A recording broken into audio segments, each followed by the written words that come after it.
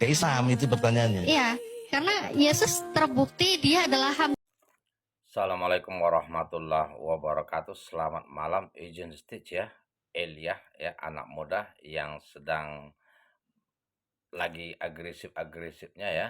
Dalam kesempatan ini Elia menanggapi pernyataan Natali, seorang mualaf ya, gadis cantik ini menjelaskan bahwa kepastian yang membuat dia menjadi mualaf, yang kata Ilya murtadin dari kekristenan gitu kan, yakni karena terbukti Yesus itu adalah hamba Allah, utusan seorang nabi.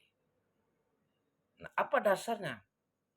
Karena banyak sekali pernyataan-pernyataan di dalam Injil itu bahwa Yesus itu adalah utusan. Ya, seperti misalnya Ulangan 6 ayat 4. Allah itu Tuhan kita. Tuhan itu Esa. Jadi siapa Tuhan itu? Allah. Esa satu. Nah, kan gitu kan? Dalam Markus 12 ayat 29. Hukum terutama itu Yesus bilang kan ketika ada percakapan. Maka Yesus menjelaskan. Dengarlah hai Israel. Tuhan itu Allah kita. Tuhan itu Esa. Ini cukup jelas. Maka membuat Natali bertanya-tanya apa yang sebenarnya terjadi. Tentu Natali orang yang pintar, membaca, membandingkan, melihat. Ya kan? Juga Natali bertanya kepada pendetanya. Kalau dalam video lainnya, video yang PT yang lain, bertanya kepada pendetanya, ini kenapa sih ayat ini kok lain? Maka pendeta nggak mau menjelaskan. Ya begitulah katanya. Nggak bisa. Lebih kurang begitu kan? Nggak bisa begini loh. Saya mau kebenaran. Kalau kamu mau benar, nah itu ada dalam video lain tuh. Saya sering mendengarkan. Maka bacalah kitab kawan-kawanmu. Maksudnya, bacalah kitab suci Al-Quran. Kitab orang muslim katanya. Kok bisa? Kalau mau 100% benar firman Allah, bacalah kitab Al-Quran. Itu penjelasan di dalam yang lain. Yang namanya pendetanya, dia nggak mau menyebutkan siapa pendetanya. Akhirnya dia putuskan untuk belajar sungguh-sungguh. Sudah yakin, maka dia menjadi seorang mualaf. Ya. Seperti di dalam Yohanes 17 ayat 3. Inilah hidup yang kekal itu, bahwa mereka mengenal satu-satunya Engkau Allah yang benar, dan mereka mengenal Aku, Yesus Kristus yang Engkau utus. Ini juga menjelaskan bahwa Yesus adalah seorang utusan. Banyak sekali di dalam ayat-ayat lain di dalam Injil yang mengatakan Yesus adalah utusan. Ketika Yesus mengajar di depan orang banyak, menjelaskan segala sesuatu, dia bilang, sesungguhnya apa yang aku ajarkan bukan dariku sendiri, tetapi dari Bapa yang mengutus aku. Nah, ini lagi-lagi menjelaskan bahwa Yesus adalah utusan. Baik. Mendengar apa yang diungkapkan oleh Elia bahwa Allahnya mereka berbeda dengan Allah kita. Nah, lebih kurang begitu kan bahasanya. Enggak sama. Dasarnya apa? Apa referensinya? Ya kan? Penebusan dosa. Percikan darah. Saya ngeri-ngeri sedap, takut saya mendengarnya sebenarnya kan. Sadis kalau mendengar percikan darah. Semua itu dibantah. Ya, dibantah di dalam Al-Quran. Ketika Yesus disalibkan, dibunuh sebagai pemberontakan kita untuk menebus dosa dan lain sebagainya.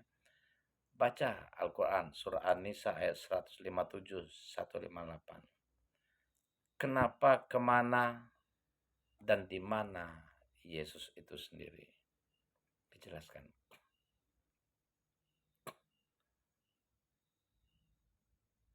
Di dalam Al-Quran dijelaskan, Kola anni Abdullah atanil kitab wa ja'alani nabiyya. Katakanlah, kata Allah, aku ini hamba Allah. Dia akan memberiku sebuah kitab Injil dan dia akan mengangkat aku, menjadikan aku seorang nabi, utusan.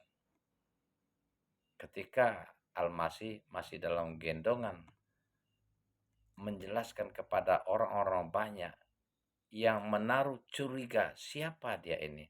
Anak zinakah? Di antaranya begitu pendapat masyarakat menurut tafsir di dalam Al-Quran yang saya baca. Nanti artinya apa? Yesus lagi-lagi seorang utusan.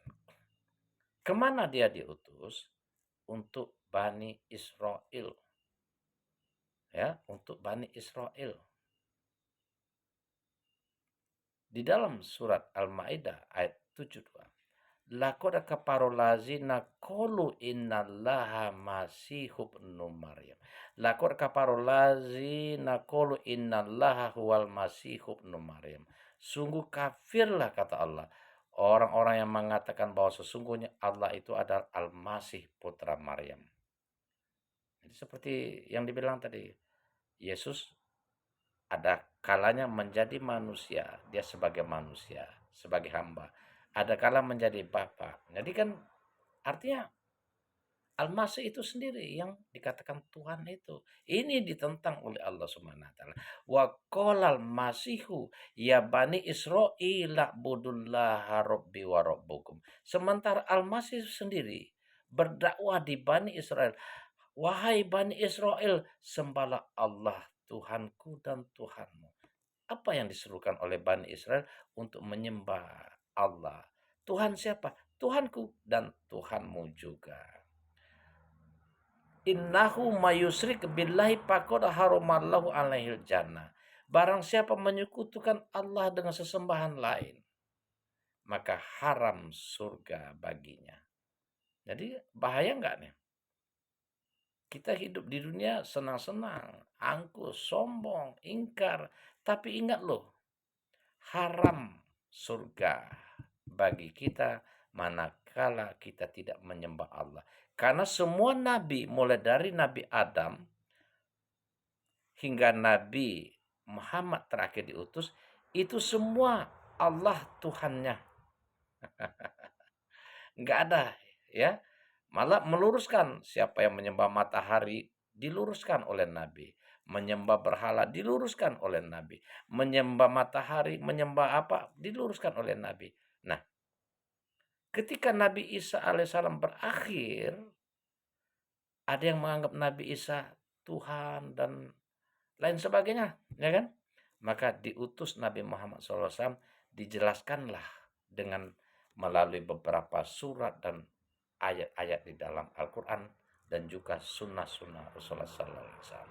Ingat ya, bahwa sesungguhnya wama wa hunar, barang siapa menyekutukan Allah tadi, tempatnya di dalam neraka. Walazina kazabu bi ayatina ulaika ashabun nar. Yang orang-orang menyekutukan Allah, kafir terhadap ayat-ayat Allah, tempatnya di neraka dan kekal di dalamnya. Sebaliknya walazina amanu wa amilu solihati sanudkhiluhum jannah. Dan orang-orang yang beriman mengerjakan amal soleh, tempatnya di surga dan kekal di dalamnya. Natali sudah menentukan pilihan terbaik untuk dia. Ingat, innallaha la ya'ayusrukabe. Innallaha la yaghfiru ayusrukabe. Sesungguhnya Allah tidak mengampuni dosa syirik. Maka bertaubatlah sebelum terlambat. Ya.